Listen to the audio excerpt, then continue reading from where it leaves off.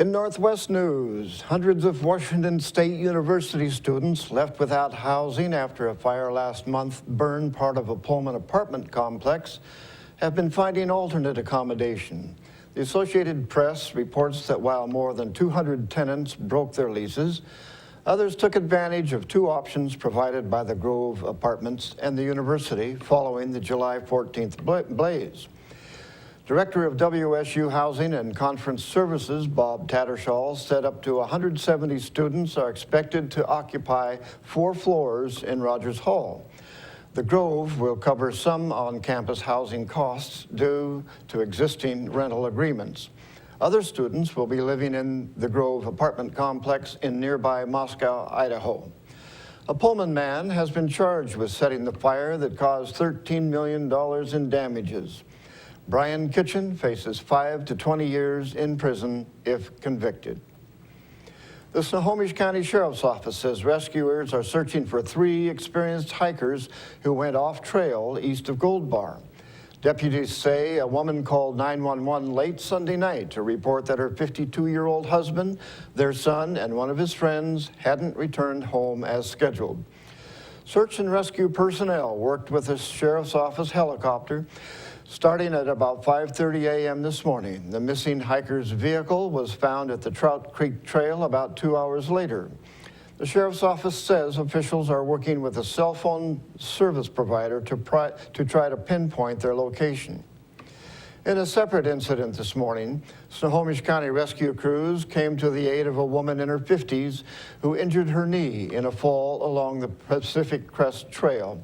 The woman activated a personal locator beacon because she wasn't able to hike out. The Sheriff's Office helicopter picked her up near Mica Lake. Harvest is underway in Northwest apple orchards, and some growers are expecting a bumper crop. The Washington apple crop is estimated at 4.8 billion pounds this year, second only to last year's crop. Northwest apple expert Rebecca Lyons tells the Northwest News Network that the recent growth is due to newer, much denser plantings.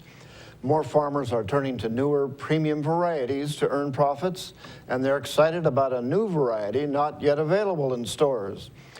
WA38 is being developed at Washington State University. It won't be planted commercially until 2016, but a lead researcher says the apple is very crisp and extremely juicy with a lot of sweetness and good tangy apple acidity. Finding antiques is always fun, and some can be worth some money. Antiques connected to historical people or events are often in high demand. Wild Bill Hickok's gun is now up for sale and is expected to draw a lot of money. Well, Wild Bill Hickok was possibly one of the most iconic figures of the Wild West. He was a noted lawman, scout, gunfighter, stagecoach driver. I mean, his career spanned a number of years, and he really filled out the entire Western saga. On August 2nd of 1876, just a little over a month after Custer's last stand at the Battle of Little Bighorn, a man by the name of Jack McCall walked up behind him in a saloon in Deadwood, Dakota Territory, and shot him in the back. Obviously because he didn't want to have an armed confrontation with him. You know, one of the most interesting things is the poker hand that he had was aces and eights, all black, which became known as the dead man's hand after this incident. This was the pistol, the one that he was actually wearing when he was shot. He never got a chance to even draw the pistol again because he was taken by surprise. Close it, and then just pull the trigger.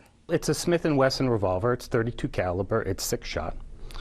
It was at the time one of the more modern firearms. Our pre-auction estimate is $300,000 to $500,000.